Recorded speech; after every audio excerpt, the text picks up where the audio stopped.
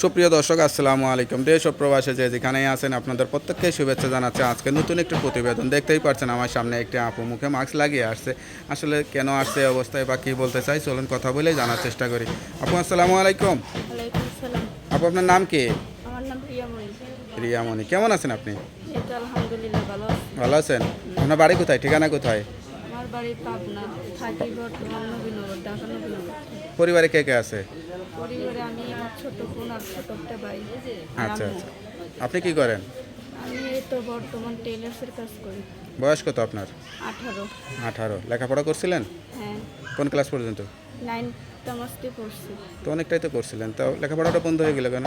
বন্ধ হয়ে গেছে কারণ লেখাপড়া চালানোর মতো তো মানুষ নেই, তার জন্য। আচ্ছা আচ্ছা আচ্ছা। এখন কেমন লাগে যে লেখাপড়াটা বন্ধ হয়ে গেছে?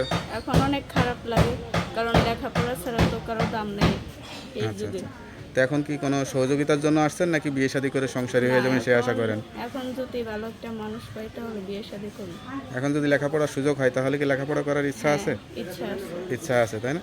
তা চেহারাটা দেখাইলে সমস্যা আছে কোনো? কারণ পর্দায় থাকতে আমি পছন্দ করি, এই কারণে। নামাজ কালাম পড়েন? হ্যাঁ, করি। আল্লাহর কাছে কি দোয়া করেন?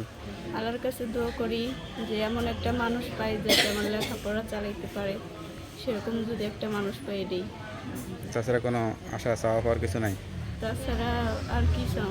এই সুন্দরী মেয়েরা তো একটু মিডিয়াতে কাজ করতে চায়, নাচ গান শেখে, এগুলো কোনো না, ইচ্ছা, গান টান গাওয়ার, এসব আমার পছন্দ না। অভিনয় করার কোনো ইচ্ছা নেই? না। আচ্ছা, তো আপনার কথা যদি সত্যি হয়, অনেকে যোগাযোগ করবে, খোঁজ খবর নেবে বা বিয়ে শাদীও করতে চাবে, নাম্বারটা তো দেওয়া যাবে? হ্যাঁ, আপনি বলে দেন। নাম্বারটা মুখস্থ আছে? আপনি বলে তো দেন। নাম্বারটা আমার কাছে দেন, আমি দেখে বলে দিই। হ্যালো বিয়ার, শুনলেন এক অসহায় গরিব ঘরের মেয়ে, সত্যিকার একটা সঙ্গী চাই। কেউ যদি যোগাযোগ করে বিয়ে শাদী করতে চান, এই নাম্বারে যোগাযোগ করবেন।